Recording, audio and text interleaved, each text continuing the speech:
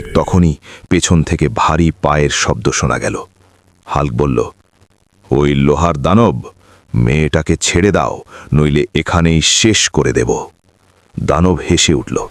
সে বলল, তুই একা কি বা করতে পারবি? হাল্ক সামনে এগিয়ে এলো। তার প্রতিটি পায়ে মাটি কেঁপে উঠছিল। হাল্ক গর্জে উঠল, একা হয়েই আমি যথেষ্ট। তারপর শুরু হলো ভয়ঙ্কর লড়াই। আঘাতে আঘাতে মাটি ফেটে যাচ্ছিল, ধুলো উঠছিল। এক প্রচণ্ড আঘাতে হাল্ক ছিটকে গিয়ে হাঁটু গেড়ে বসল। হাল্ক গম্ভীর কণ্ঠে বলল, গ্রামবাসীরা, যদি আমাকে জিততে দেখতে চাও তাহলে আমাকে সাহস দাও। ধীরে ধীরে হাল্ক উঠে দাঁড়ালো। তার চোখে আগুন জ্বলছিল।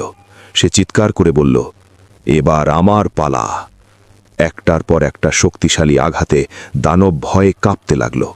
অন্য ভিনগ্রহীরা আতঙ্কে তাদের উড়ন্ত যানের দিকে দৌড়াতে শুরু করল। তারা চিৎকার করছিল, পালাও, এই পৃথিবীর মানুষ ভয়ঙ্কর। হাল্ক আকাশের দিকে তাকিয়ে গর্জে উঠল, মনে রাখবে, এই পৃথিবী আমাদের। এরপর গ্রামবাসীরা আনন্দে দৌড়ে এসে হাল্ককে কাঁধে তুলে নিল। তারা স্লোগান দিতে লাগল, হাল্ক জিন্দাবাদ, আমাদের রক্ষক। শেষে হাল্ক ক্যামেরার দিকে তাকিয়ে মুচকি হেসে বলল, গল্পটা ভালো লাগলে লাইক দাও আর সাবস্ক্রাইব করতে ভুলবে না।